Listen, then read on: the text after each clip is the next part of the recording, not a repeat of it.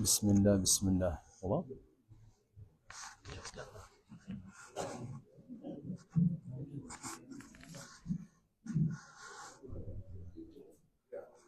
Bismillah. Bismillah. Mына жаққа деле ақсақалдар батпай қалса келсеңіздер болады. 45 орын бар.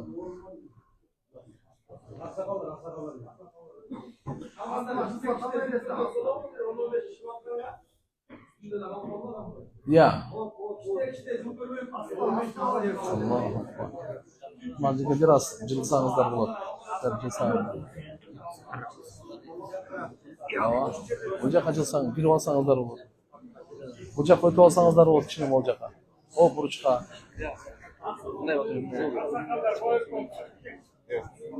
Туғандар, машалла. Bir bayan başlamalardan burada bir dua kılaylıçı. Talasqa bir 10.000 kişi bata turgan bir meşit versin cami. Gene bu ticayip bir söyleşeyin o şerde.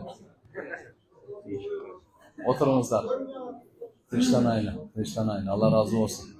Allah'ın barımızın talavuzunu qarab turat, barımızın niyetimizni bilip turat. Bismillahirrahmanirrahim. Elhamdülillah ve salatu ve selamu ala Resulillah amma ba'd. Assalamu alaikum ve rahmetullahi ve barakatuh.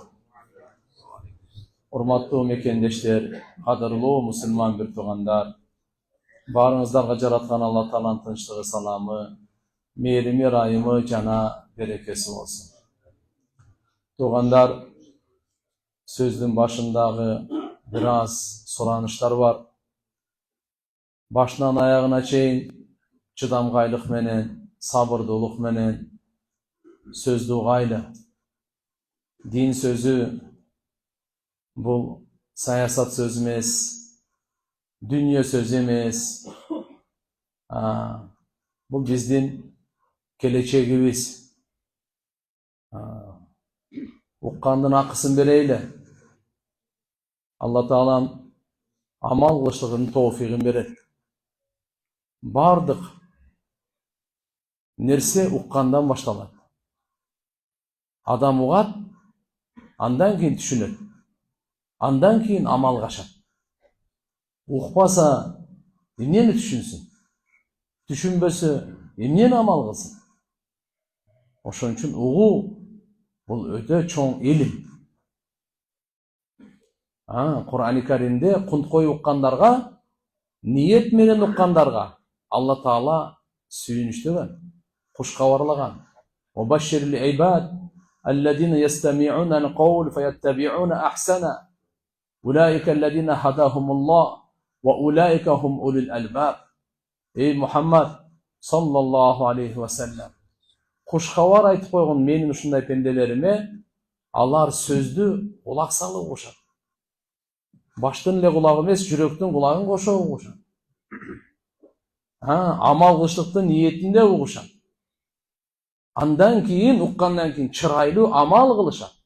Uqqandan keyin taştap koyboyt. Oşonu atkarışar.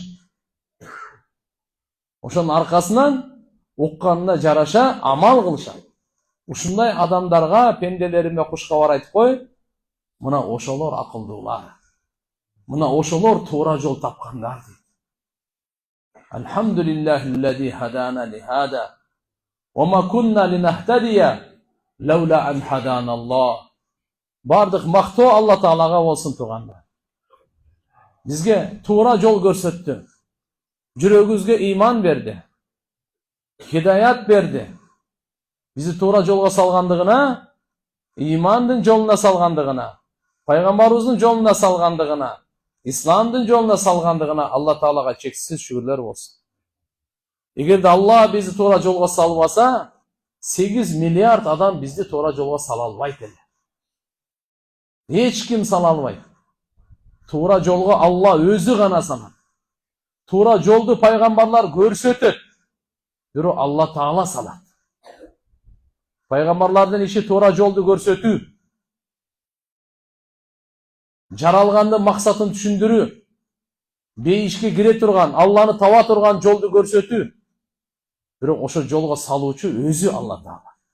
Буну эч кимдин колуна берген эмес. Алла өзүнүн колуна койгон. Hidaят Алланын улуу нематы. Балиллахи ямунну алейкум ан хадакум лил иман ин кунтум садиқин. Алла силерге жакшылык кылды. Иманга hidaят берип, эгер силер чынчыл болсоңор. Дүйнөдө эң улуу немат эко. Имандын берилүүсү, жеке адамга, сизге, мага. Экинчиси пайгамбардын дүйнөгө келүүсү. Лaqad manna Allahu 'alal mu'minin id ba'atha fihim rasulan min anfusihim. Чындыгында Алла өтө чоң жакшылык кылды. Имандууларга кантип алардын арасынан пайгамбар жиберип. Пайгамбарыбыздын дүйнөгө келүүсү Алланын эң улуу нематы. Сизге, бизге имандын берилүүсү Алланын эң улуу нематы. Бул эки улуу нематка бир да башка немат жетпейт. Башка немат жетпейт. Экөөнү тең Алла Куранда айтып койгон. Балиллаху ямунну алейкум ан хадакум лил иман. Алла силерге жакшылык кылды. Иманга hidaят берип жакшылык кылды силерге. Адам бу дүйнөдө аз жашайт, көп жашайт. Оорулуу болот, ден соолукта болот, кеде балалуу болот, кеде болбой калат. Ал проблема эмес. Ал жөнөкөй эле нерсе. Иманы жок дүйнөдөн кетсе, түбөлүктүү тозакка барат. Бир көзү жок түбөлүктүү кетсе, иман менен түбөлүктүү бейишке кирет. Путу жок дүйнөдөн өтүп кетсе, баласы жок дүйнөдөн өтүп кетсе, аз жашап эле дүйнөдөн өтүп кетсе, бирок иман менен өттү, түбөлүктүү бейиштен орун алат. Иманы жок дүйнөдөн кетсе, бүткүл дүйнөнү кармап албайбы? Фираунчалык болор, Намрудчалык болор, Бактынасарчалык болор. Каяка барат ал? Түбөлүктүү тозакка барат. Ошон үчүн урматтуу мусулман бир туугандар, Алла Таалага шүгүр кылайлы. Аллахым иман бергендигине жараткан Аллага шүгүр кылайлы. Алла Таалага шүгүр кылайлы. Алла Таалага зикир кылайлы. Алланы эстеп жашайлы. Алла айтат: "Ла ин шакартум ла зиданнакум." Эгер силер менин берген нематыма шүгүр кылсаңар, мен силерге аны көбөйтүп берем. Иман бергенде шүгүр кылсак, имандын нурун көбөйтүп берет Алла. Иманыбыз көбөйөт, иманыбыздын нуру көбөйөт. Алла Таалам көбөйтүп берем деген. Берген ырыскысына шүгүр кылайлы. Берекесин көбөйтүп берет. Алла Таалага шүгүр жагат. Алла Субханаху ва Таала улуу пайгамбарларына буйрук берген. Эй Муса, мен сени тандадым өзүмдүн калам сөзүмө. Вакум мина шакирин, угуп кой, шүгүр кылуучулардан болгон деген. Ибрахим пайгамбарды Алла Таала Кур'анда мактап атат. Шакиран ли ан'уми. Алланын нематтарына шүгүр кылуучу бул. Шүгүр кылгандын биринчи сабында пайгамбарлар турат. Алардын алдында биздин пайгамбарыбыз турат. Шүгүрсүздүк шайтанда. Шайтандын азгыруусунун, гол салуусунун натыйжасы шүгүрсүздүк. Ошон үчүн Алла Таала өмүр берди канча шүгүр кылайлы. Канча ден соолук берсе шүгүр кылайлы. Канча акыл эс берсе шүгүр кылайлы. Канча ырыскы берсе шүгүр кылайлы. Канча перзент болсо шүгүр кылайлы. Кандай жумуш берсе, бизди кандай абалга койсо шүгүр кылайлы. Себеп буга ушул Аллага жагат. Алла Таала бизди жакшы билет. Биз өзүбүздү билгенден да Алла бизди жакшыраак билет.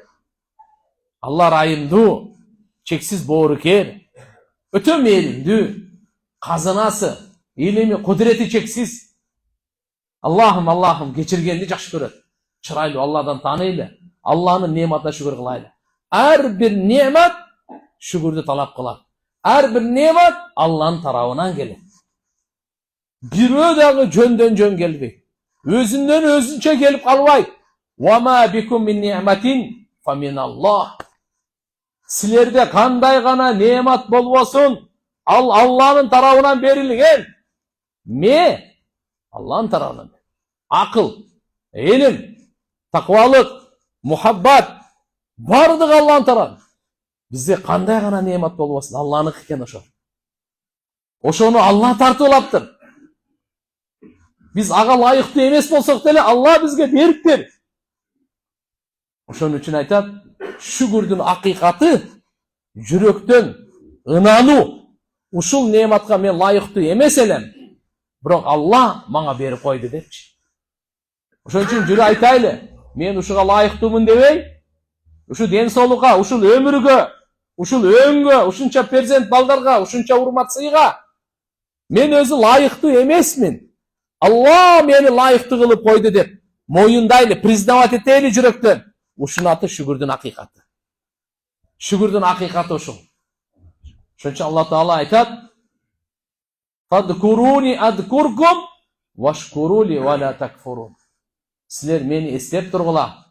Men de sizlerdi eslep turam. Şükür kılıpça turgula. Şükürsüzlük kılbagıla dedi. Şükürsüzlük kılbagıla. Tuğanlar Allah Teala'ga zikir kılaylı. Allah Teala nematты berүүчү zat eken. Allah Teala nemattın iyisi eken. Har bir nese sizge bizge berilgen nemat, uşul nemat dagı amanat dagı. Allah Teala perzent berdi, bul nemat. Oşol gezde bul amanat. Allah'ın amanatı dep bileyli baldarыбызды. Kızlarımızdı Allah'ın amanatı dep bileyli. Ayalımızdı Allah'ın amanatı dep bileyli. Bizdeki densoluk Allah'ın amanatı, nematı. Doğan Allah Teala berdi sizge baylık, bu Allah'ın sizge bergen nematı, amanatı. Bu nematı toora işletiniz. Nematı toora işletkenin jolun paygambar aytıp beret. Bu amanatka kıyanat kılbaňyz, ertege suragı olup. Bala turalуу surayt, baylık turalуу surayt, densoluk turalуу surayt, Allah nemat turalуу sözsüz surayt. Bergen nematın Allah sözsüz surayt. Summa latus'alunna yawma idin anin na'im. Sizler sözsüz suralasыңар. Ertege kıyamat günü nemat turalуу deydi. Nematты berүүчү Allah, işletүүчү biz. Suroочу Allah, жооп берүүчү biz.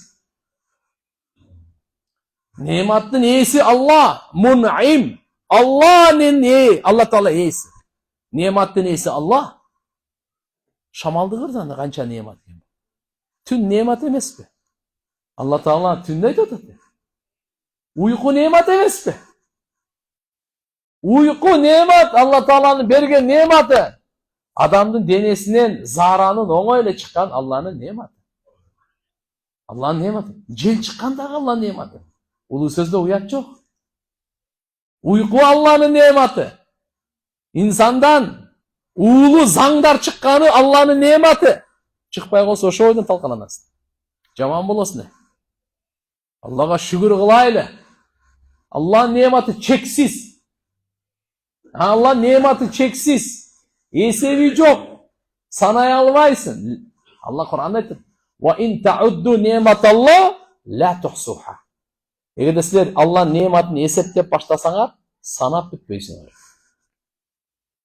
Fadkuru ala Allah la'allakum tashkurun, la'allakum tuflihun. Sizler Allah'ın nematını eslep yaşagılar. Ey insanlar! Mümkün iyilikке jetersiňer. Baktılı bolorsuňar. Dünya ahiretinin baktısızlığından kutularsıňar. Allah'ın nematlarını eslep yaşagılar. Allah'ın en ulu nematı Peygamberimizdin dünyaga gelýüsü. Peygamberimiz sallallahu aleyhi ve sellem emne üçün geldi? Ve enzelna ileyke zikra litubayyina linnas ma nuzzila ileyhim. Biz sana ey Muhammed Kur'an'da düşürdük. Adamlarga düşürülgen nerselerin açık aykın bayandap berүүň üçün. Çeçmelep ber. Düşündürüp ber. Senin maksatın Kur'an'da jetkirүү. İnnema aleykel belag ve aleynel hisab. Senin maksatın jetkirүү. Esep kitapты bizge taşlap koy. Esep kitap bizning moýnubuzda deydi. Bizdin жоопкерчилигибизде. Muhammad sallallahu aleyhi ve sellem senin moynundagы maksat, dünyaya gelgen maksatıň Kur'an'ды jetkiriyor. Kur'an'ды çeşmelep berip, akısın berip, düşündürüp berip jetkiriyor. Boldu. Kalgan esep kitep aluu, o bizdin moynubuzda. Anı bizge taşlap koy. Allah erteye kıyamat günü Kur'an menen esepleydi. Sizge jagabı, jakpayбы, siz düşünesizbi, düşünbeysizbi, kalaysızbı, kalabaysızbı. Bırak hakikatini bilip koyunuz. Allah meni, sizdi, her bir insandı, Peygamberimizin ümmetin Kur'an menen esepleydi. Kur'an menen esepleyin. Ve aleynel hisab. Esep bizden boldu. Allah esepleyici. Sari'ul hisab. Allah Teala bunca milyar trilyardı sekund esepleyici. Kança amal kıldık? Amal birinci bizim işenimlerimizdi Allah Teala Kur'an'dın standartına salıp koyar. İbadatlarımızdı Kur'an'dın standartına salıp koyar. Kulk münözümüzdü Kur'an'dın standartına salıp koyar. Mamilelerimizdü Kur'an'dın standartına salıp koyar. Tünümüzdü Kur'an'a salıp koyar. Gündüzümüzdü Kur'an'a salıp koyar. Jaşo tirikçiligibizdi Kur'an'a salıp koyar. Her birimizdin işenimizdi Kur'an'a salıp koyar. Kançalık layık gelse, kançalık tuğra gelse, kançalık dal gelse, kançalık okşoşsa, oşoğa jaraşa iyilik de var. Tübölüktü daraja da var. Allah'ın razıçılığın da var. Martaba da var. Ulu makam da var. Kur'an'a jaraşa tuğan. Oşonun için işenimlerimizde Kur'an'a salıp koyar. İbadatımızda Kur'an'a salıp koyar. Amalımızda Kur'an'a salıp koyar. Adep ahlakımızı Kur'an'a salıp koyar. Allah aytıp koydu bunu. İnnema aleykel belag ve aleynel hisab. Ey Muhammed, senin moynunda jetkiriyor gana. Jetkirip koy, püttü. Jetkirip koy, püttü. Anan? Ve aleynel hisab. Esepti bizge taşlap koy. Esep kitepti ala turgan men deydi Allah Teala. Esep kitep ala turgan Allah Teala. Allah'ın tarazası var. El-vaznu yevme idinil hak. Kıyamet günü tarazanı Allah Teala'nın tarazası hakikat. Ve nada'ul mavazinel qista li yevmil kıyama. Ertege kıyamet günü adiletli tarazalardı ornatağız deydi Allah Teala. Her bir adamdın tarazası özünçö. Her bir amaldın tarazası özünçö. Adamdın tarazası özünçö. Amaldın tarazası özünçö. Namazın tarazası özünçö. Zikirdiki özünçö. Adaldan rızkı tapan kesibiniz özünçö. Adalga sarptaganыңыз özünçö. Duanızdık özünçö. İlimdiki özünçö. Ajılıktıkı umranık özünçö. Kur'an okumu özünçö. İbadatlardın tarazası özünçö. Kulk münözün tarazası özünçö. Zikirdin tarazası özünçö. Amal ertege. Tuğanlar Allah Teala'nın aldığında taraza hakikat. Tarazan ornatot Allah Teala. Kur'an'da Allah Subhanahu ve Teala bizde oygot otat. Yevme yeb'asuhumullahu cemi'an. Thumma yunabbi'uhum bima amilu. Ahsahullahu ve nasu. Wallahu ala kulli şeyin şehid. Ertege kıyamet günü Allah Teala barımızды kayra tiriltet. Tiriltkenden soň barımыздın kılgan amaldarımыздın kabarın berip. Ahsahullah. Allah Teala eseptep taktap, saktap koygan. Ve nasu. Adamlar unutup kalgan. Wallahu ala kulli şeyin şehid. Allah her bir nersege güve özü. Mani beriniz bu ayat. Bu adamdın söz emes. Jaratkan Allah Teala'nın özünün sözü. Sizdi bizdi oygot otat. Bir kaparlıktın uykusundan oygon kula. Jahalat, nadandıktın uykusundan oygon kula. Günölerdi taştagıla. Aram nerselerden kaçkıla. Siler jakşı işlerdi köbürak kılgıla. Möhnötüңөр çektelүү. Kıyamat kapısından gelet. Ölüm kapısından gelet. İki nerse aytpay gelet. Kaçan gelet? Bir Allah bilet. Bizge sizge karangı. Kaçan möhnötüңüz бүтүп kalat. Anı Kuday Allah Teala'nın özü bilet. Ошон үчүн мөөнөттө туура пайдаланганга ойгон ойло. Алла айтып атат, силерди улуу күн күтүп турат дейт. Ал күндүн аты Яумиддин. Фатиха сүрөнү bir күндө 32 жолу окуйбуз. Нафилдерди санабаганда, фарыз, важип, сүннөттөрдү санаганда, bir Фатиха сүрөнү 32 жол күн сайын окуйбуз. Gün сайын 32 жолу Аллага айтып атабыз. Малики Яумиддин. Кыямат күндүн бадышасы сен. Бул жерде ушинтип мааниси. Бирок акыйкаттагы мааниси мынандай бунуку. Яумиддин деген ар бир жакшы жаман амалдын акысын берүүчү күн. Диндин мааниси ошол. Акысы бериле турган күндүн бадышасы. Акысы бериле турган күндүн бадышасы. Bir адамдын дагы жакшылыгы жоголбойт. Bir адамдын дагы жамандыгы жоголбойт. Bir адамдын дагы жакшы жамандыгы жазылбай калбайт.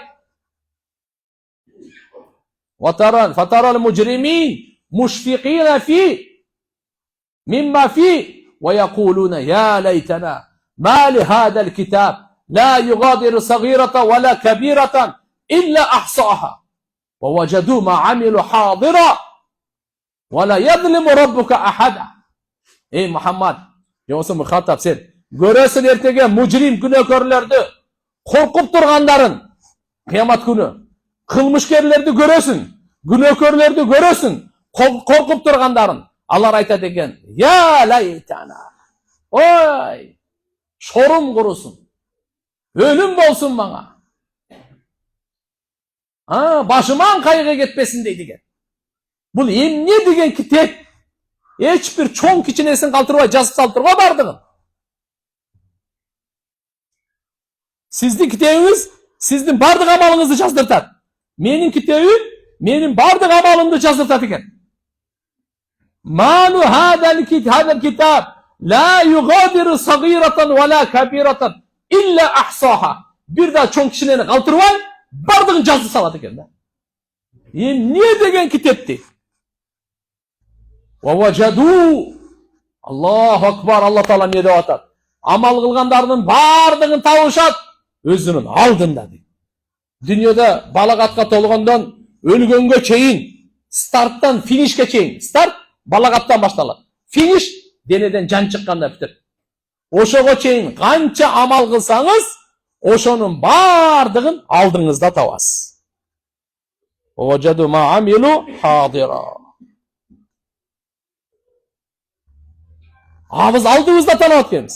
Чын сүйлөгөнүңүздү, адилеттүү чечкениңизди, шүгүрчүлүгүңүздү, жөнөкөйлүгүңүздү, сабырдуулугуңузду, кечиримдүүлүгүңүздү, саждаңызды, тахаратыңызды, тазалыгыңызды, мүнөзүңүздү бардыгын алдында табасыз. Алдында табат дейт, алдында. Издеп жүрбөйт ал. Мен баягында бир жакшы иш кылып атып эле, каякта? Издебейт аны. Алдында Алла Таала bir dagı pendege kıpınday zulümdü kılbay. وَلَا يَظْلِمُ رَبُّكَ أَحَدًا. وَلَا يَظْلِمُ رَبُّكَ أَحَدًا. Senin Rabbin büröge zulümdü kılbay. Kanday? Kılgan jakşı işinin soğuğun azaytıp, je bolsa kılbagan günönü köbürak kıldı dep жазып, anday zulümdük Allah'da yok. Allah'da anday zulümdük yok. Bu soda Allah menен. Kur'an-ı Kerim'de başka yerde Allah Teala dagı başka öňde bizde oygotturup atar.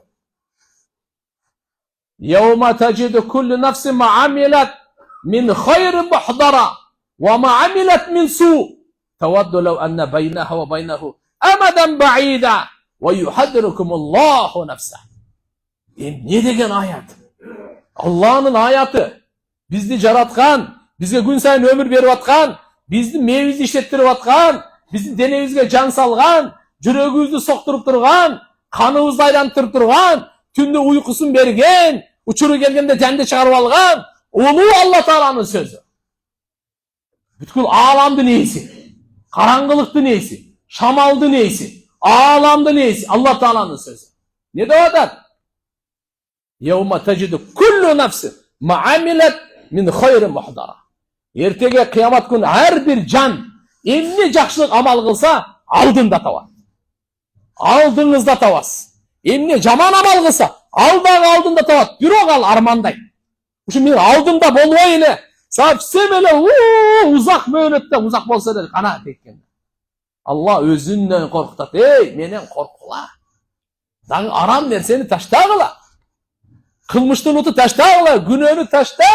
Жаман ойду taşta. Жаман каалоону taşta. Taşta bu aramdын бардыгын.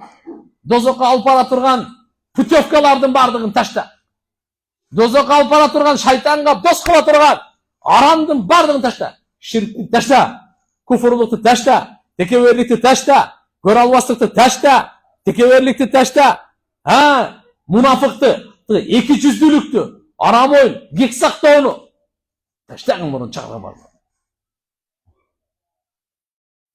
Ertege kıyamet günü hiç kim yardım bermeydi. Liyevme la yenfa'u malu ve la banun. Baylığınız yardım bermeydi. Mal mülkünüz yardım bermeydi. İlla man atallah bi kalbin salim. Allah aytota. Sizin hazır bugün mal mülkünüz var. Tayanıcınız var. Tireginiz var. Akçanız var. Ha? Üyünüzde bir nese var. Bankınızda var. Şötünüzde var. Altın dolarınız var. Sarayınız var. Mal mülkünüzge tayan otas. Giyiminiz var. Başkanınız var. Onunuz payda vermeydi. Size aytata Allah Teala. Payda vermeydi. Yevme la yenfa'u mal. Ve la banun. Siz kança zavatunuz var özü. Kança fabrikanız var. Kıpınday payda vermeydi size. Kıyınsınban. Maqtanban. Gerseyben. Tekeverlenben. Özünüzü basın. Siz dünyada жоқ eleniz. Eş nersesi жоқ kelgensiz. Şu iki nersenle unutmanız. Жоқ eleniz, жоқ nersemen. Eş nersesi жоқ kelgensiz. Ha, üçüncüsünde aytıp koyayım. Eş nersesi жоқ ketesiz. Bir alım aytkan eken. Dünya taң kalıştı üy. Bu dünya taң kalıştı üy. Eş teke жоқ kelişet. Her bir nerseni talaşşatdağı bardıq nerseni taşlap ketip alışat. Mınanday üy. Taң kalıştı üy. Eştekesi жоқ kelip. Her bir nerseni talaşşat. Jer talaş. Mülk talaş. Her bir nerseni talaş. Bardığın taşlayıpdağı anan ketip alışat.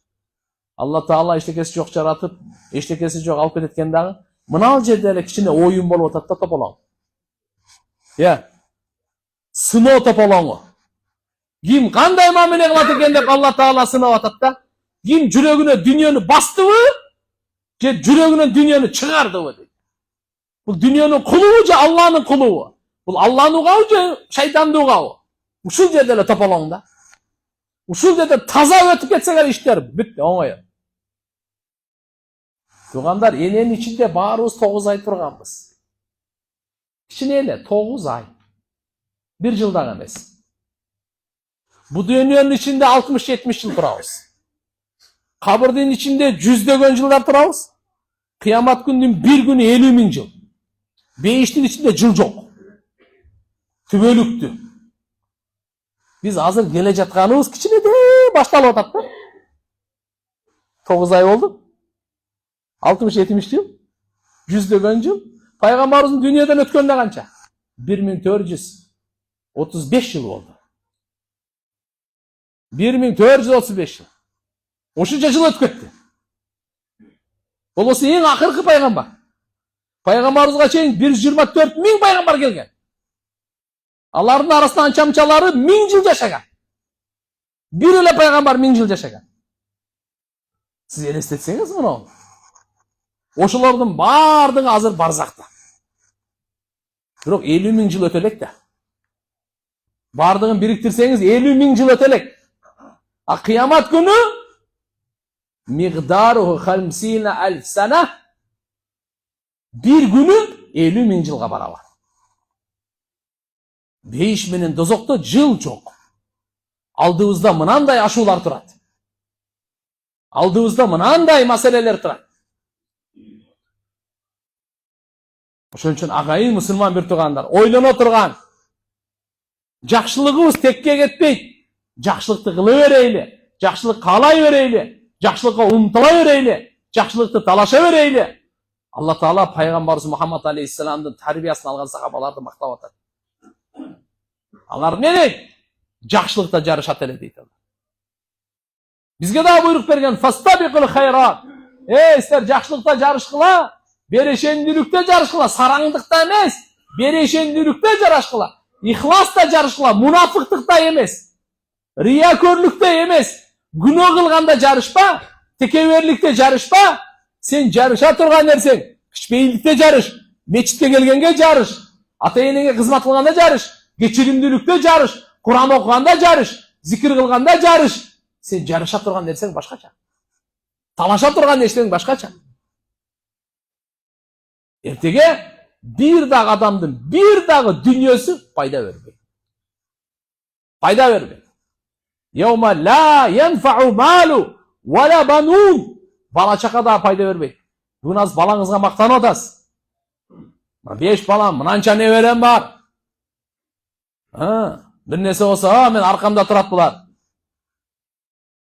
Алла Таала айтып койду, бала чака сака деген жок жерде пайда бербейт dedi. Illa man atallah bi qalbin salim. Kim менин алдыма таза жүрөк алып келсе, ошол пайда берет. Эртеге мага менин таза жүрөгүм пайда берет экен. Эгерде тазаласам, эгерде сизге сиздин таза жүрөгүңүз пайда берет. Эгер тазаласаңыз, тазалай турган дүньө ушет. Тиякты эме кылбай эле коюш керек. Ал жакта тазалаган башка система. Ал жакта от менен тазалайт. Бул жакта жаш менен тазалайт. Оңой эле да. Тияка барып тазаланбай эле, мына жерден эле тазаланып алайлы. Мына жерден эле себеп пайгамбарыбыз саллаллаху алейхи ва саллям. Бейиш ал таза жер, ал жерге тазалабастан Алла эч кимди киргизбейт. Ал жерде текеберлик жок, көрө албастык жок. Ал таза жер. Кан, зара, заң деген жок жерде. А жерде көрө албастык деген совсем жок. А жерде текеберлик, вообще кара ниеттик жок жерде. Мына жерде, мына ушу жердебиз. Ал ушу менен күрөш, ушу менен кармаш. Ошон үчүн жүрөгүбүздү тазалайлы. Эмне менен? La ilaha illallah Muhammadur Rasulullah. Пайгамбарыбыз саллаллаху алейхи ва салламдын жүрөгү адам заттын эң таза жүрөгү пайгамбарыбызга берилген. Эң райымдуу жүрөк Muhammadur Rasulullah. Эң күчтүү жүрөк Muhammadur Rasulullah. Эң кең жүрөк, кең пейил Muhammadur Rasulullah. Эң билимдүү, эң данышман, адам заттын эң берешени, эң жомарты, эң батыры Muhammadur Rasulullah. Пайгамбар саллаллаху алейхи ва саллям ошон үчүн айтты. Не деди? Анас деди. Уулчагым Анас дейт эле. Я бунайя. Уулчагым Анас. Ин qadarta an tusbiha wa tumsiya wa laysa fi qalbika ghish li ahad faf'al.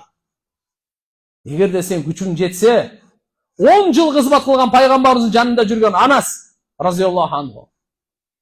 Эгер күчүң жетсе, уулум, таң эртеден күн батканга чейин, күн баткандан таң атканга чейин ушундай абалда жашоону өткөрүү, жүрөгүңдө бир адамга дагы жамандык каалоо жок болсо, ушуга мээнет кылып жүрөгүңдү алгын деди. Жүрөгүңдө бир дагы адамга жамандык каалаба дейт. Ушуга мээнет кыл деп атат. Фаф'ал деген мааниси фаштахид. Бул оңой эле келбейт ага. Буга чоң мээнет керек. Чоң курбанчылык керек жүрөк тазалаганга. Бир күндө канча арам ой келет биздин жүрөгүбүзгө. Бул жөнөкөй нерсе эмес. Бул мээнет талап кылат. Кийимди жуганга эле кийимди да жууш керек. Бул жуу оңой менен жуулубайт бул. Канча зикир керек. Канча илим керек. Канча дават керек, канча курбанчылык керек, канча дуа керек, канча көз жаш керек. Анан барып жүрөк тазаланат. Жөн тазалана бербейт бул. Сахабалардын бардыгын жүрөгүн пайгамбарыбыз тазалады. Mehnet kıldı, Kur'an menen tazaladı. Kur'an menen oңдоду. Allah akbar. İhlasты толтурду. İmanды толтурду. Nurdu толтурду. Boorukерlikti толтурду. Алардын жүрөгүн таква менен толду. Allah Taala өзү айтып койду. Ulaikellezine imtahanallahu kulubahum littaqwa. Allah өзү карап көрдү. Сыноону, экзаминди Allah алды сахабалардын жүрөгүндө. Таква баруу жок экен. Allah айтып атат Allah Taala. Пайгамбарыбыздын алар тарбиясын көрдү.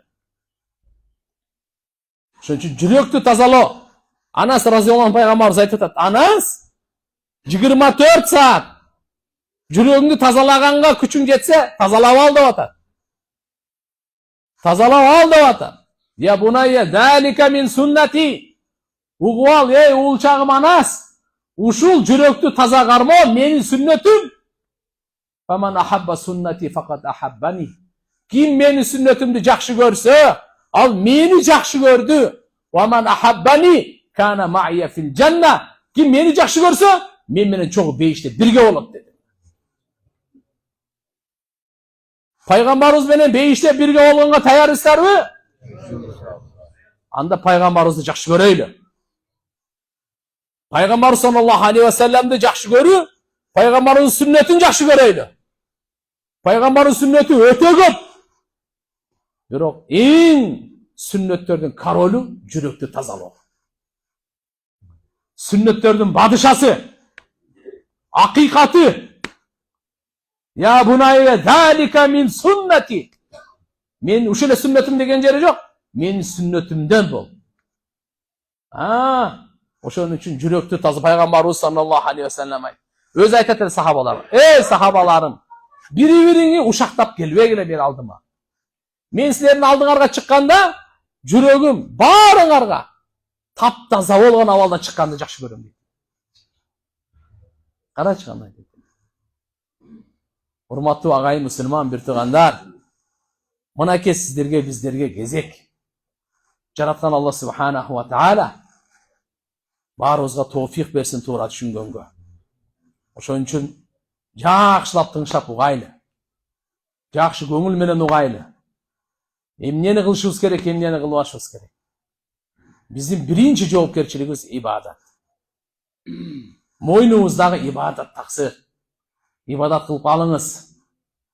Ибадат үчүн жаралганбыз.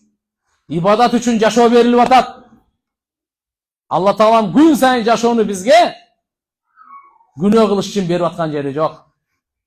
Жердин 1 метр квадраты кан төккөнгө, күнөө кылганга жаралган эмес. 1 метр квадраты. Адамзатты оңдогонго келген пайгамбар, алып келген дини адамзатты оңдош үчүн келген дин. Дин десе башкача түшүнбөңүз. Оңолгон соодагерлерди чыгара турган, оңолгон соодагерлерди, дыйканчыларды, оңолгон аталар, оңолгон энелер, оңолгон кыздар, оңолгон балдар, оңолгон кошуналар, оңолгон жетекчилер, оңолгон дыйканчылар. Пайгамбарыбыздын мээнети ушул. Сиз не кесип, кандай ага кызыктырбайт. Сиз деле оңдош болду, башка этиге кереги жок. Менин көз карашым оңолсун, ниетим оңолсун. Менин алкымым, оюм, амалым, денемден чыккан амал оңолсун. Пайгамбардын мээнетин суть мына ушул жерде турат. Адамды оңдош үчүн эле болду. Себеп шайтан мындай экен да.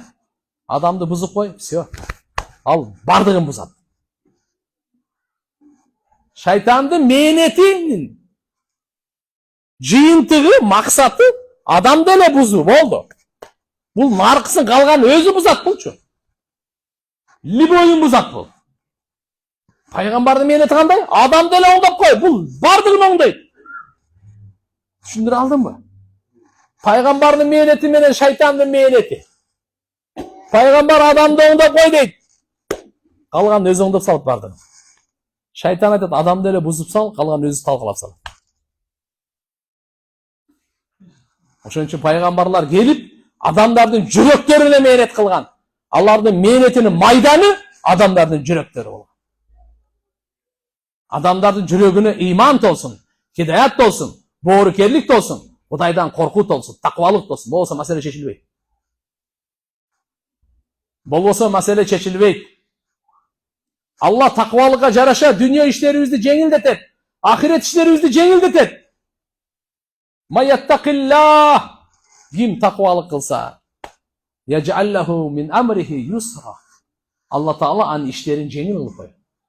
Bi kadri takvak tatayassar umurak fid dunya vel ahireh. Takvalığına жараша Allah Teala dünya işlerini dagı, ahiret işlerini dagı jеңил kılat.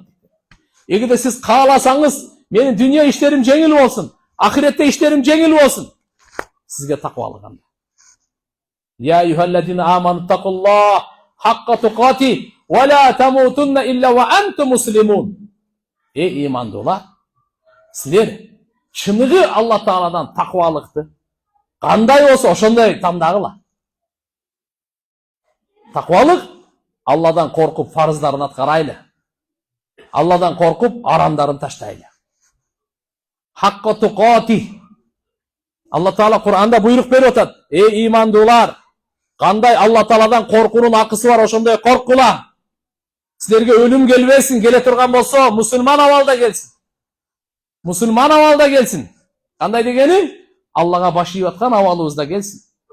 Kuday saktaсын, uğurluk kılıp atkanda, zina kılıp atkanda, arak içip atkanda, tekeverlenip atkanda, namazı taştap atkanda, oşonda gelip kalmasın ölüm bizim başımızda. Çok. Anda gelmesin. Aynen. Biz sajda kılıp gelsin. Kur'an okup atkanımızda gelsin. Zikir kılıp atkanımızda gelsin. Davat kılıp atkanımızda gelsin. Oroza karma atkanımızda gelsin. Sadaka berip atkanımızda gelsin. Acılıkta gelsin. İlim alıp atkanımızda gelsin. Davatka çıkkanımızda gelsin. Allah'ın yolunda gelsin. Allah'a başı yiyip atkanda gelsin. Ne de o da Allah Teala? Ya eyyühellezine amanu takullah hakka tukati. Her birimizden birinci talap uşul. Allah Teala'dan takvalık kılaylı. İki sözmen aytkanda aramdardı taştaylı, farzdardı atkaraylı. Hasan Basri rahmetullahi aleyhi şüphe aytkan.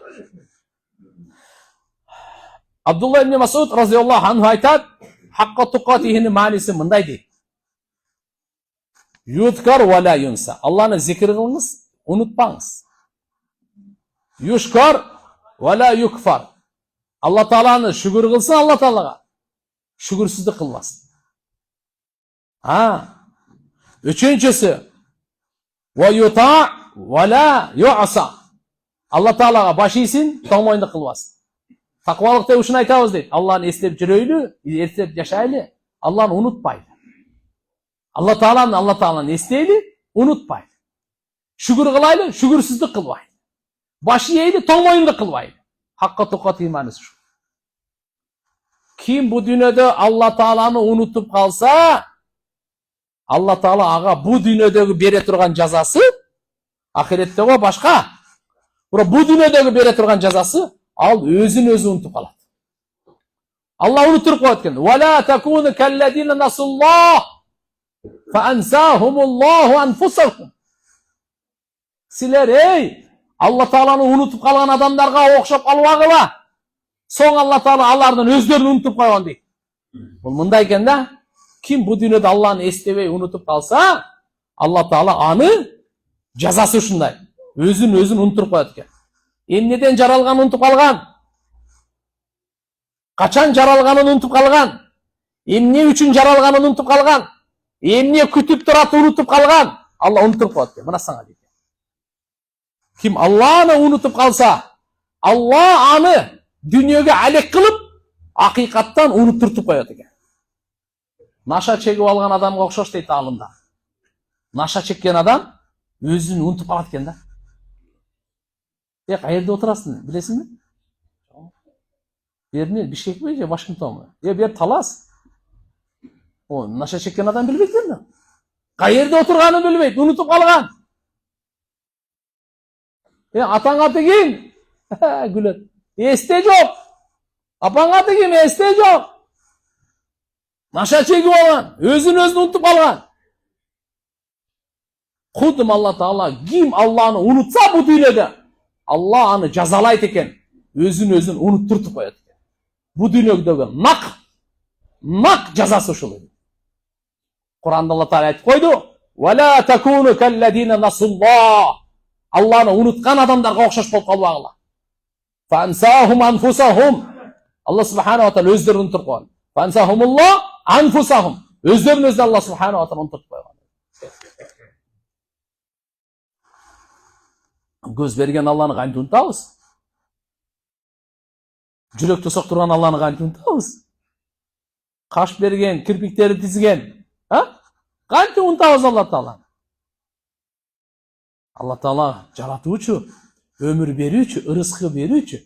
Bugün бүткүл dünyadagi okumuşlular meni izildep bütüştü. Menin sastavı, salmağın, öğütüsün bardığın izildep bütüştü. Biro bir nerseni düşünmedik dedi. Ne dedi? Kayıntı işlegenini ne kadar düşünmedik dedi. İnşallah kıyamet günü geçeyi düşünmeyin. Düşünüyorum. Напряженный кармап койдум да силерди. Кичине күлдүрөйүн деп атпаймынбы? Күлдүрүү деле эмес. Акыйкат да бул. Түшүнбөйт. Мени азыр бардыгын айттымбы? Бирок кандай иштейт?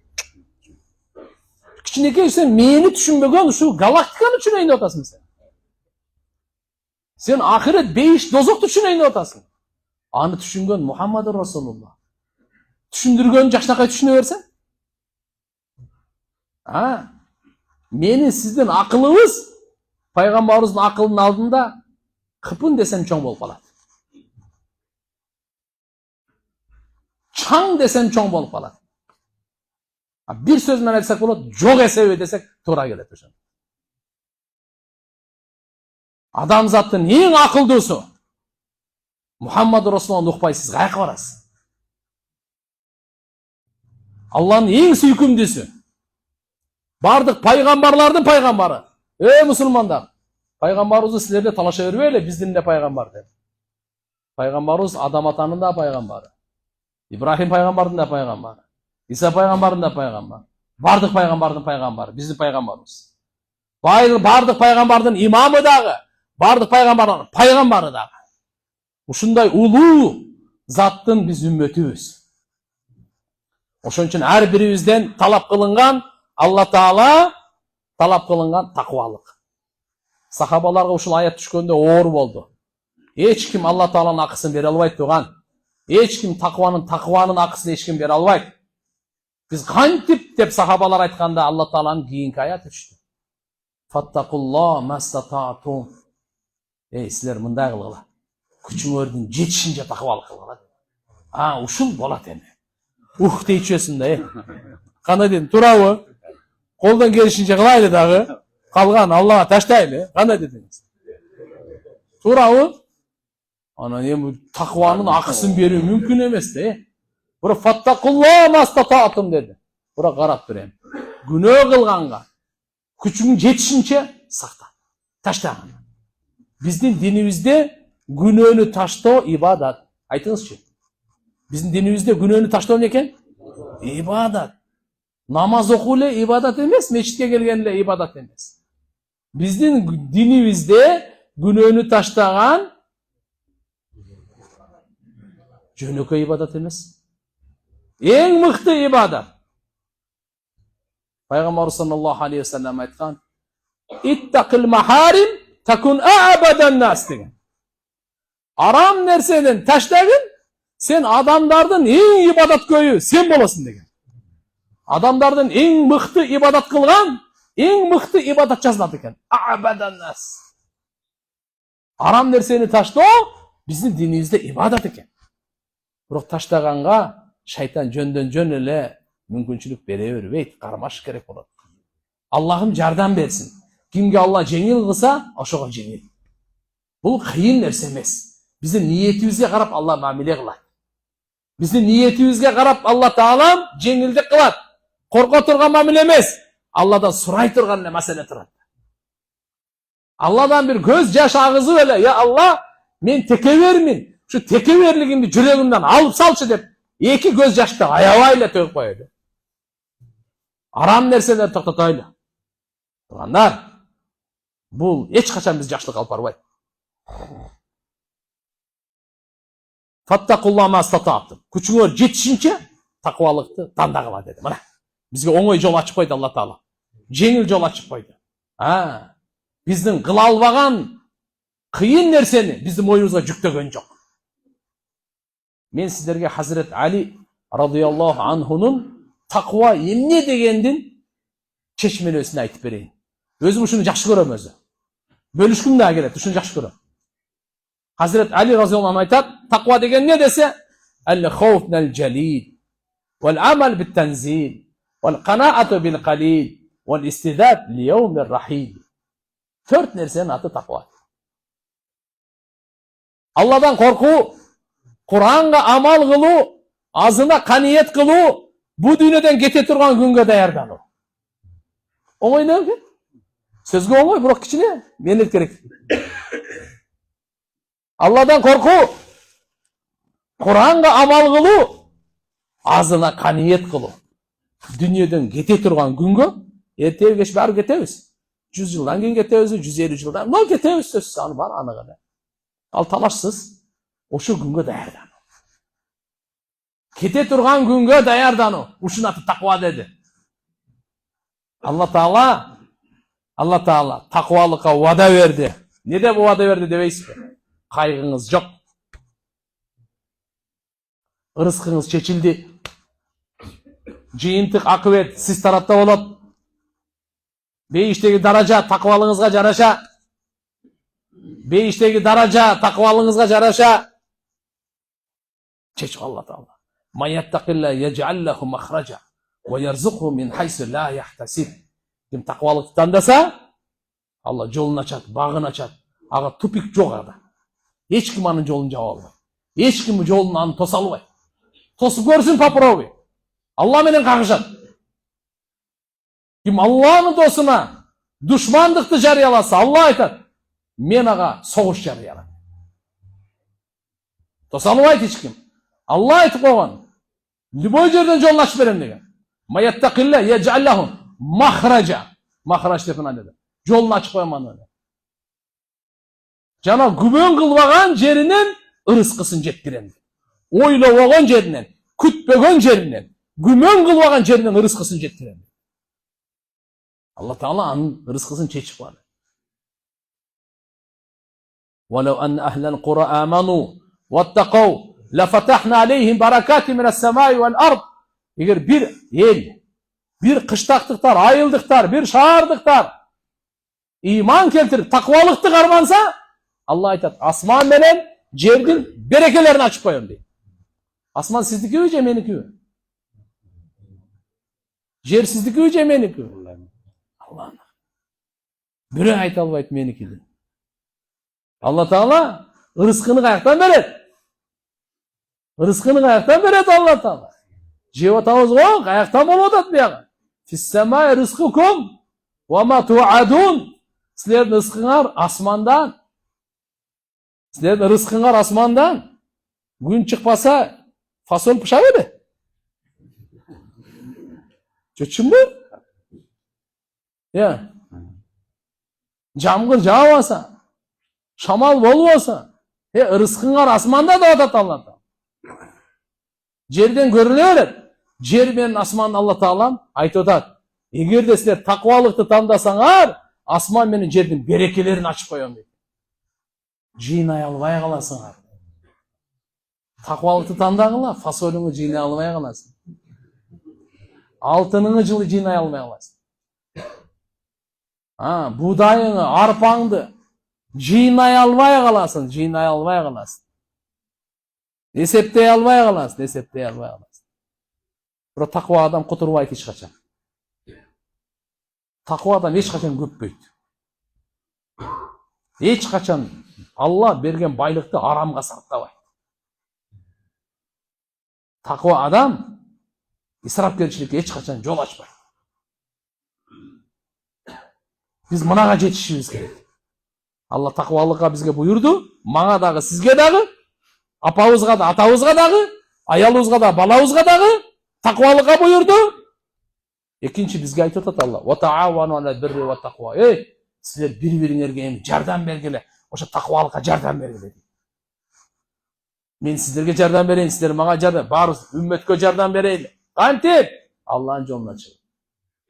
Илим алып, мечит менен байланышып, даватка чыгып, анан биз бири-бирибизге күйөбүз. Анан бири-бирибизди такыбалыкка жетелейбиз. Элибиз такыба болсо, ант ичип айтам ушул жерде. Аллахтын Кур'аны, асман менен жердин берекеси ачып турат Алла таала. Асман менен жердин берекеси. Баарыбыз азыр бүгүнкү проблема кылып алганбыз. Рызкы, мен каяктан жейин, мен бала чакам каяктан жейт, эмнени жейт өлүп калабы. Я Алла. Биз жок кезибизде Алла берип турган. Алланын казынасынын кеми жок. Алла берешен, жоомарт. Таштын ичиндеги кумурскага рызкы берет. Путу жок жыланга рызкы берет. Канча триллиарддан биздин ата бабаларыбыз койлордун баарын жеп кетти. Таласта ала-була уйдун баарын жеп салды аны. Канча деген эмнени жеп атабыз? Алланын казынасына азайып калдыбы? Аллаху акбар. Жерден ошол жерде мына буурчак айтайын фасолго, Аз келет көрдүм да, сурасам балдардан мына эмне? Фасол деп, машалла. Ол жердин ичине казсаңыз түбүнөн фасол чыгып чыкпайт. Бир ойнонуп көргөн жоксузбу мындай? Кайерден келатат депчи. Жо бизде Алла Таала айтып атпайбы? Мына жаралууга, жаратылышка ой жүргүзгүлө деп атат. Алманын сабагын карасаңыз мындай. Алла аны чагалы бул. Ушунча даамдуу. Алла рызкын берип атат, мындай себеп кылып коюп эле. Болбосо кандай деген кудуреттүү зат Алла Таала. Анчалык проблема кыла бербейт рызкыны. Алла Таала рызкыбызды чечип койгон. Баарыбыздын рызкыбызды чечип салган. Мен канча жейин, чечилген. Мына алкымдан канча өтөт, чечилген. Эмне өтпөйт, ал да чечилген. Эч кимдин эч ким рызкысын тарта албайт. Көрө албастык кылбайлы. Контейнерлерде иштегендер, дүкөндө иштегендер, дыйканчылыкта иштегендер, мына көбөйүп кетти, азайып кетти, меникini алып алды, тартып алды. Жок. Кең пейил болойлу. Кич пейил болойлу. Мына кетиган рызкын Алла Таала чечип койгон. Аллаху акбар. Ушундай жаназалар болгон туган. Адам өлгөндө оозунда нан калып калган. Өлүп калды. Нан калып калган. Ошондо баягы гусул кылып атканда нанын чыгарып, кетирип, тоокко таштап коет. Ал тооктун рызкысы сеники эмес эле. Мына жактан өтпөйт. Ал рызкы сеники эмес, бияктан өтпөйт ал. Ушул жерде калыш керек алчы. Биз бүгүн каяка жан талашып атабыз? Ушу Алла Таалам чечип берип койгон рызкыны жакшы кадырлап, шүгүр кылып алгандын ордуна бирибизге душмандык кылып, пут салып, эмне болуп баратабыз? Дүнүйө бизди кул кылды го, бизди кар кылды го. Дүнүйө керек. Эби менен, жолу менен. Араб алым акын айткан экен.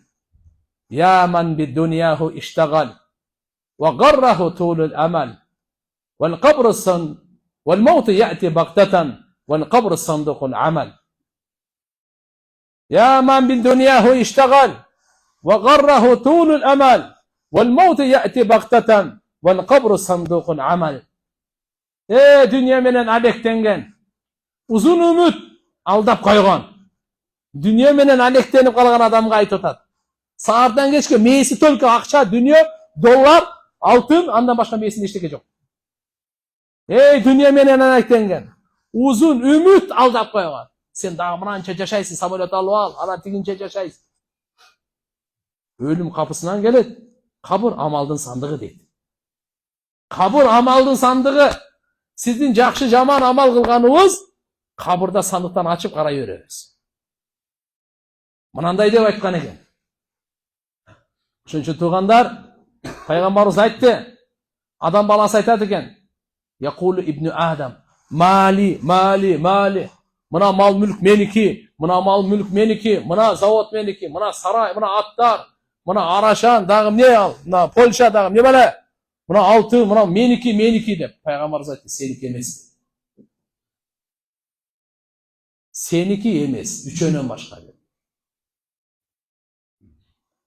Эмнени жедиң, жок кылдың го, ошо точно сеники. Кечеги Гүлчатай сеники. Кечеги уча сеники. Жедиң, жок кылдың, ушу сеники. Эч ким талашпайт бул менен. Эртеге жей элексиң, ал сеники эмес. Шашылбай туруп бака. Жедиң, жок кылдың, сеники дейт. Кийип эскирттиң, сеники. Үчүнчүсү, эмнени ахиретке жибердиң, ушу сеники. Калганы сеники эмес. Бардыгын таштап кетесиң, бул жактагы башка бирөөнүк. Ал да колдонот, ал да таштап кетет. Ал да колдонот, ал да таштап. Алла карап турат, ушуда мен өкүмүмдү жүргүзөм же жүргүзбөйм. Пайгамбар саллаллаху алейхи ва салламдын айткан сөздөрү тууган. Ошон үчүн алхамдулилля байлыкты тияка бияка чача бер деп аткан жерибиз жок. Просто айтып атабыз, арамга ишетти. Бирөөнүн заказына, бирөөнү кордогонго, исрапкерчиликке, Алла берген байлык менен ахиретти курайлы деген сөздөн айтып атабыз. Так ойлоп калба, байлык кереги сыяктуу, андай дават таргип жок тууган. Алла Таала Карун деген бай болгон. Муса пайгамбардын коомунан болгон. Ошого айткан, андай бай дүйнөгө келе элек. Андай бай азыр жок.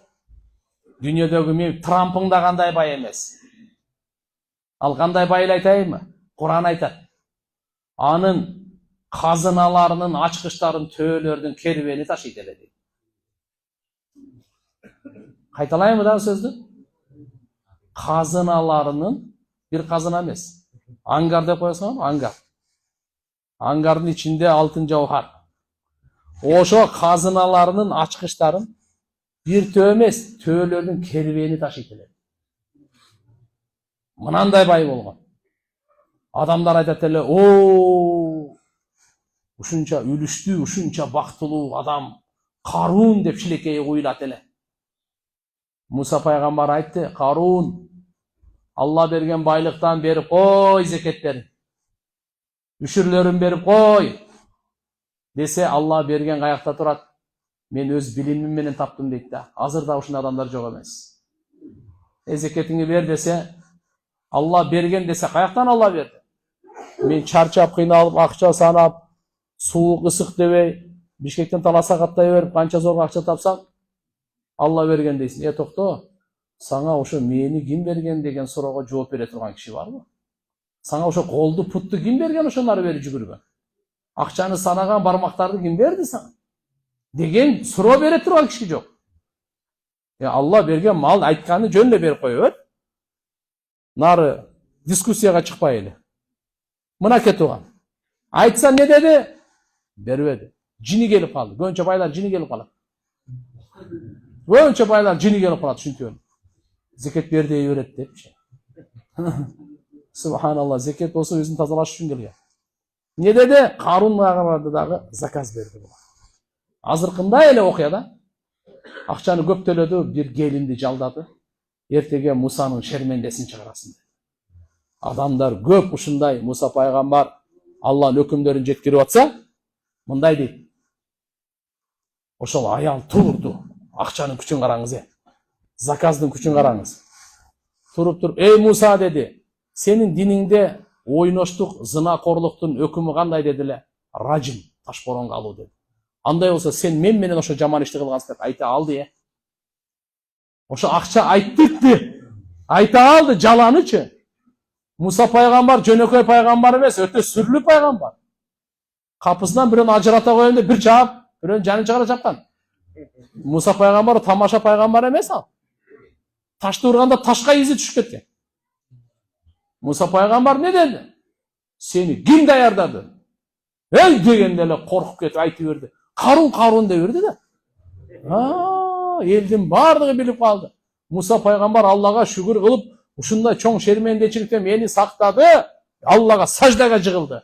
Алла Таала буйрук берди. Муса, жерге буйрук бер, жер сага баш ийет. Муса пайгамбар башын көтөргөн бойдон жерге буйрук берди. Карынды сор деди да, жут деди. Карун ошол турган жеринен жер жутту. Ашыкка чейин, тизеге чейин, киндикке чейин жер жутуп баратат. Элдин баары карап турат. ыйлаганы, кыйкырганы, чыңырганы, бакырганы мени сактап кал эле, мени сактап кал. Жок. Муса пайгамбардан өтө ачуусуна келип калган экен. До конца жуткурду го. Элдерден сөз болуп кетти. Муса байлыгына кызыгып туруп жуткурду деген, кара. Бухари шарифте риваят келет. Алла Таала Муса пайгамбар айтты, байлыгын алып келгиле dedi. 3 күндөн кийин. Кайсы жерге Карунду жутса, байлыгын алып келип туруп кошо жуткурду. Siz biz болгондо айтат элек, "Hey, мына жакта тек коёйлу" деп. Ар бирибиз 10 килограмм алтындан тиет. Жер үйдү казып не аласың dedi.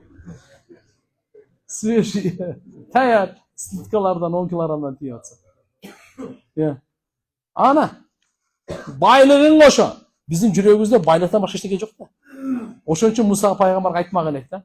Ушуну зачем жуткуруп? Карун кетти, болду. Калганын бөлүштүрбөйлү. Папалам. Туурабы? Муса пайгамбар dedi, анысы менен кошо жуткуруп. Алла Таала Кур'ан-ы Каримде ушул жутканга чейин буйрук берген да Карунга. Вабдагhi фима атакаллаху ад-дарал ахира. Ва ла танса насибака мин ад-дунья. Ва ахсин кама ахсаналлаху илейк. Ey Карун, берген мүмкүнчүлүк байлыктан ахиретиңи куруп ал. Дүйнөдө үлүшүңү унутпа. Алла кандай сага жакшылык кылды, башкаларга да жакшылык кылып бөлүшүп кой. Укпады да. Акыбетим не болду? Пайгамбар саллаллаху алейхи ва саллям айткан, пайгамбарыбыз менен Муса пайгамбардын ортосу канча кылым. Карунду дагы деле жер жутуп баратат деген. Кыямат күнгө чейин жер жутат деген. Айланай. Сизди биз жөн эле мындай парга кирсең, өпкөм деп чыгып калабыз го. Кичине эштер жаап ысып кетсе, жер жуткан тамаша эмес таксыр. Сөзгө оңой ал.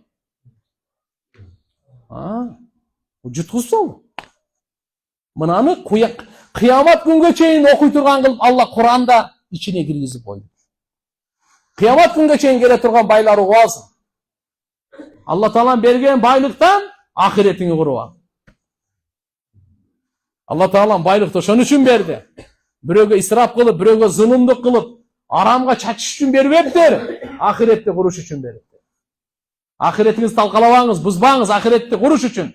Бардык мүмкүнчүлүк, жөндөмдүүлүктөр ахиретти куруш үчүн. Келечекти куруш үчүн. Чыныгы келечек сиздин ахиретиңиз. Өлгөнгө чейинки келечек временный келечек. Вечный келечек тиякта. Ошон үчүн кичинекей келечекти эле ойлой бербей, түбөлүктүү келечекти да ойлоп коелу. Ошон үчүн келиңиздер, таквалыкка бирибизге жардам берели. Таквалыктын сабагын алайлы. Бардык учурларда иншалла бирибизге эскертип, эстетип, бирибизге жакшылык каалайлы, бирибизге жардам берели. Бул даават менен калат. Баарыбыз бир тууган болойлу. Алла Кур'анда 2-нчи аят, ушудан кийинки аят. Вакыт барбы бизде? Вa'тасиму бихаблиллахи жами'ан ва ла тафаррaqu. Таквалыкты алдыңызбы? Азаматсыз. Таква ата болдуңуз. Таква соодагер болдуңуз. Таква врач болдуңуз. Таква прокурор болдуңуз. Таква жетекчи болдуңуз. Таква сот болдуңуз. Таква кошуна болдуңуз. Таква жиддийканчы болдуңуз. Азаматсыз. Таква бала, таква кыз болдуңуз. Таква эне болдуңуз. Азаматсыз. Эми вa'тасиму бихаблиллахи жами'ан ва ла тафаррaqu. Сиз Алла Таала Кур'ан-ы Каримде айтат, барыңар биригип Алланын китеби Кур'анды бекем кармагыла дейт. Экинчи кыла турган ишибиз. Вa'тасиму бихаблиллах, Алланын арканын бекем кармагыла. Жами'ан, барыңар биригип. Ва ла тафаррaqu, бөлүнүп жарылбагыла. Улутка бөлүнбөгүлө, урууга бөлүнбөгүлө, районго бөлүнбөгүлө, айыл болуп бөлүнбөгүлө. Силер бир адамдын балдарысыңар. Куллукум мин Адам ва Адам мин тураб. Уалгыла акыйкатты, барыңар бир атадан жаралгансыңар. Кара негир болсоң дагы, Америка карис болсоң, орус, японец болсоң дагы, Өзбек, Кыргыз, Казак, Түрк болсаң дагы, ким болсаң да бир атадансыңар. Адам атаңар топурактан. Пайгамбарыбыз айтып койду буну. Адам атаңар топурактан. Шайтан оттан, адам топурактан. От дайыма көтөрүлүп теке берленет, топурак пайдалуу болуп эле жөнөкөй жатат. Биз да пайдалуу болуп жашайлы, жөнөкөй болуп жашайлы. Адам топурактан. Эми эмне деп атат? Барыңар Алланын арканы Куранды бекем кармагыла, бөлүнүп жарылбагыла. Мына кармана турган ураныбыз Курани Каримде. Ушуну бекем кармайлы тургандар. Вадкуру ни'маталлахи алейкум ид кунтум а'даан фа'аллафа байна кулубикум фаасбахтум би ни'матихи ихвана ва кунтум ала шафа хуфратин минан нар фаанқадакум минха кадалика юбаййинуллаху лакум аятихи лааллакум тахтадун. Силер Алланын неmatын эстегиле. Бири-бириңер менен душман эмес белеңер. Жараткан Алла Таала силерди бир тууган кылды го. Жүрөгүңөрдү бириктирип, силер бир тууганга айландыңар го. Болбосо силер дозоктун четиндеги жаарга түшөйүн деп калдыңар эле. Ошол жерден Алла Таала силерди куткарды го. Мына ушундай Алла Таала силерге өзүнүн аят белгилерин баяндап берет. Мүмкүн туура жолго түшөрсүңөр. Куран. Сахабалар кандай бири-бири менен душман эле. Кандай бири-бири менен душман. Алла Тааланын китеби Куранды кармагандыктан ушу неемат менен жүрөктөрүн бир кылып, бир тууган кылып койду. Биздин бир туугандыгыбыз Куран менен күчөйөт. Угуп алыңыз. Биздин бир туугандыгыбыз Куран менен күчөйөт. Куран менен бекемделет. Бир туугандыгыбыз дүнүйө менен күчөйбөйт. Ал жөн жасалма. Капа болсоң капа бол, бирок айтып коеюн. Дүнүйө үчүн, мансап үчүн бир тууган болгондор жасалма. Калп эле. Бул жак өлгөн алар. Андай эмес. Алла Таала айтып койду, достордун барды кыямат күнү душмандар. Ал-ахилла яума идин бa'духум ли бa'дин аду иллал муттaqin. Таквалар гана чыныгы достор экен. Мунаке таквага кайра кайтып келдик туугандар. Таква болсок чыныгы доспуз. Алла айтып атат, кыямат күнү достордун бардыгы бири-бирине душмандар. Бир гана ким таква болсо, ошолор чыныгы достор. Таква боюнча силерге буга чейин айтып бердик. Ошон үчүн экинчи кармана турган нерсебиз бул туугандар ынтымак, биримдүүлүк, достук, бирибизди сыйлайлы. Өлгөндөн кийин эле жакшы сөздөрдү айтып калбай, тирүү кезинде адамдын артынан, көз алдынан бирибизди мактай бербейли. Көз алдына пайгамбарыбыз айткан: "Ва iyyakum wat-tamadduh", бири-бириңерди мактай бербейли деп. Бактон, бул байкечи. Өтө берешен да муну. Мына 5 убакыт намаз мечитте. Мына бу совсем 4 ай вообще каза болот. Ушинтип бирибизден мактай эле жашабыз өтөдү. Токто, бири-бириңерди мактабагыла дейт. Ким жүздүн алдына мактаса, моюн сындырганга барабар деген. Ошондойдун оозуна топурак толтуруп коела деген. Аркасынан мактаган 1000 ибадаттан жогору турат. Көзүндө мактаган ал болбойт. Бир адам ушул жерде азыр жамаатта жок. Эшмат байке. Ошону ушул жерде мактайлы, өзү жогунда мактайлы.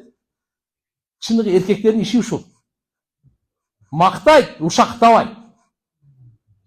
Биз ал ушакта жарышып калдык да. Кичине эле арабызда жокпу? Сразу баштап калайын.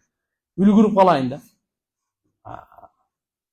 Ошон үчүн туугандар, келиңиздер, баарыбыз таквалыкка умтулайлы, бири-бирибизди чакырайлы. Ошого аракет кылайлы. Экинчиси, Алланын китеби Куранды бекем кармайлы. Эми үчүнчүсүн угуп коңуз, ушу менен мен сөзүмдү аяктайм азыр. Вальтакум минкум уммату яд'уна илал хайр ва я'муруна бил ма'руф ва янхауна анил мункар ва улайка хумул муфлихун. Силерден сөзсүз бир жамаат болсун да. Хайырга чакырган, жакшылыкка буйрган, жамандыктан кайтарган бир жамаат болбосо болбойт. Сөзсүз силерден бир жамаат болсун. Бул буйрук. Ошолордун иши элди жакшылыкка чакыруу гана болсун. Жакшылыкка буйруу гана болсун. Жамандыктан кайтаруу болсун. Түнү-күнү ушу ишти кылсын. Мына ушулар гана ийгиликке жетүүчүлөр дейт Алла Таала. Ва улайка хумул муфлихун. Мына ушулар гана ийгиликке жетүүчүлөр. Dünya ahirettin ийгиликине жеткендер мына ушулар жакшылыкка чакырып, жамандыктан кайтаргандар. Экинчи сөз менен айтканда, даватка чыгып, элди жакшылыкка чакырып, жамандыктан кайтаргандар. Мал жаныбыз менен чыгайлы. Пайгамбарыбыздын камы биздин камыбыз. Пайгамбарыбыз саллаллаху алейхи ва саллям дини биздин динибиз. Пайгамбарыбыздын дуасын алайлы. Пайгамбарыбыздын дуасын алганга ким таяр? Таярсызбы? Анда угуңуз пайгамбарыбыз эмне деди?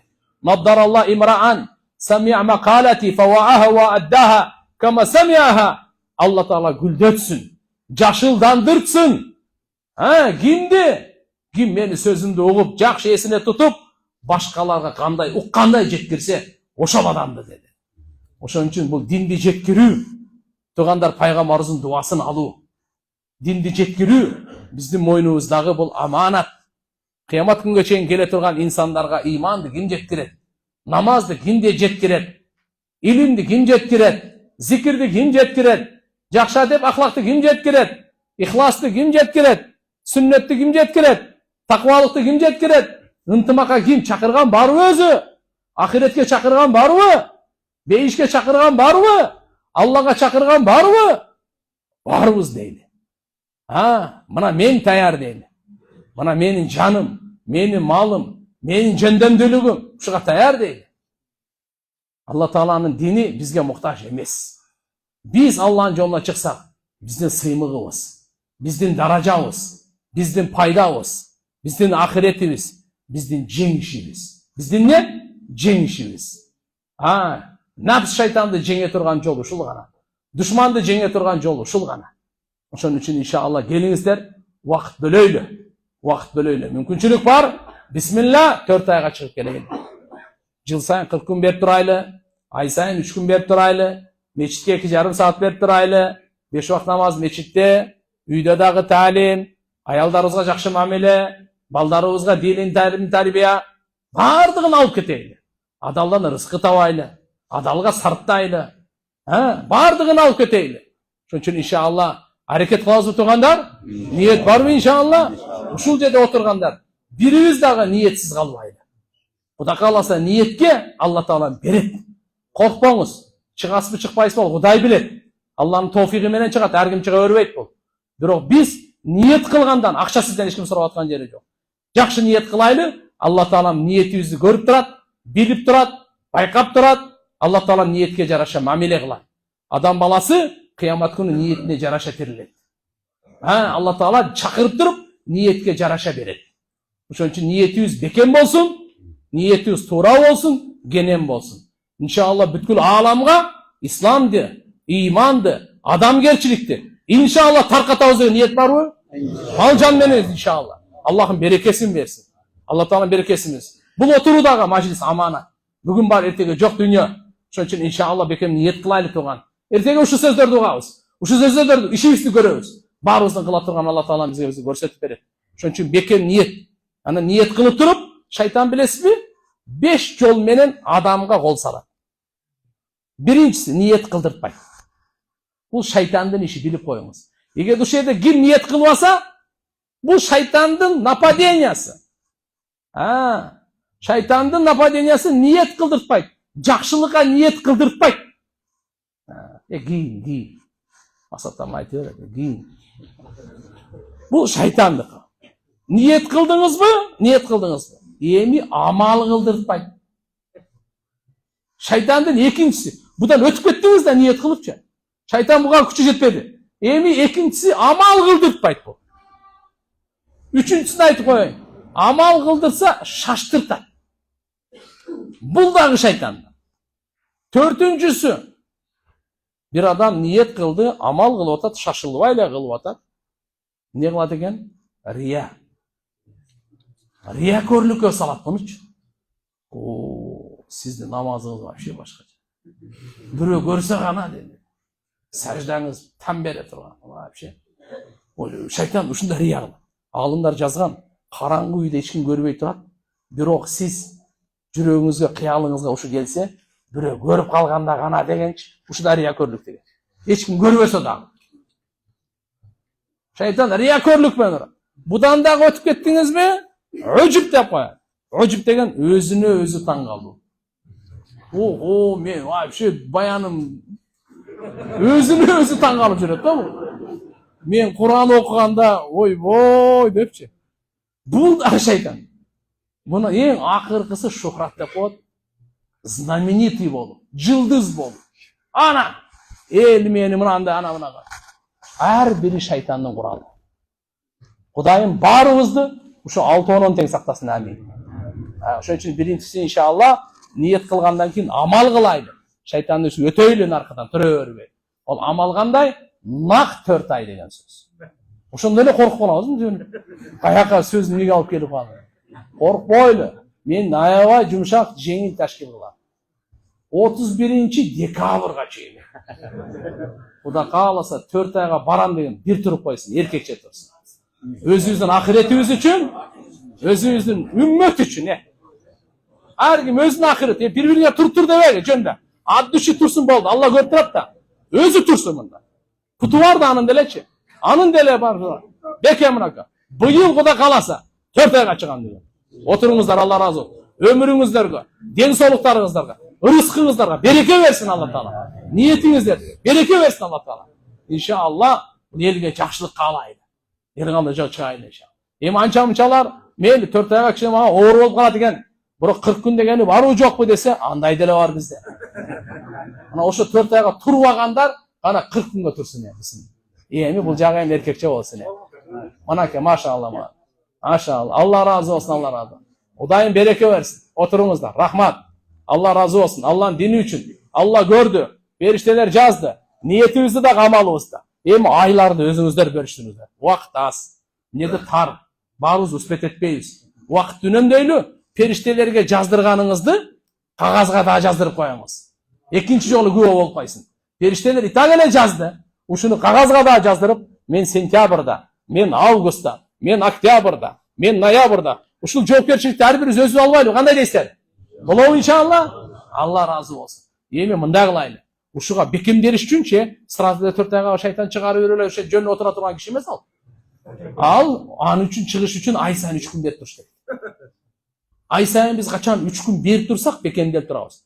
27 күн үй бүлө, бала чакага, дүйнөгө. 3 күн ахиретке чыгып.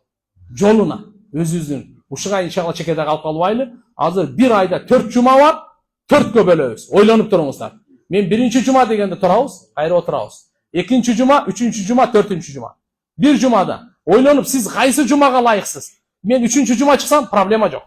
Төртүнчү жума чыгам десеңиз, проблема жок. Биринчи жума чыгам ар ай сайын, проблема жок.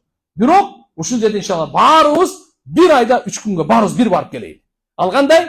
Мынау жерде мынау 4төн бири биринчи жума кетти, 4төн бири экинчи жума кетти, 4төн бири үчүнчү жума кетти, 4төн бири төртүнчү жума кетти. Өзүбүз да чыгабыз, досторду алып чыгып келебиз, үй бүлө дуа кылабыз, бала чакага дуа кылабыз. Өзүбүздү азыркы айткан бардык маселелерди такыбалыкка күчөтөбүз. Ошентип иншалла азыркы жерде алхамдулилля Талас районун карма, алхамдулилля жакшы жандандырып алсак, Талас областына. Андан кийин жети областына. Кандай дедиңер? Таярсыздарбы? Кийин Кыргызстандан бүткүл ааламга. Ошого иншалла биринчи апта чыгам дегенде кол көтөрүлөчү жөн эле. Ким биринчи апта чыгат? Бекем. Кудай кааласа Алладан дуа кылабыз биринчи апта. Колуңуздар түшүңүздөр. Алла разы болсун. Экинчи апта. Экинчи аптага канака, экинчи апта кимдин ниети? Экинчи апта машалла, ойлоңго, көтөрүлө, бисмилла. Алла разы болсун. Үчүнчү апта. Үчүнчү аптага да кимдер бар экен кана? Үчүнчү апта. Эми калгандар баары 4-нчү аптага көтөрөбүз. Все. Алла Таалам разы болсун. Бардыгыңыздардан Алла Таалам разы болсун. Иншалла бири-бирибизге дуа кылайлы, бири-бирибизге жардам берели.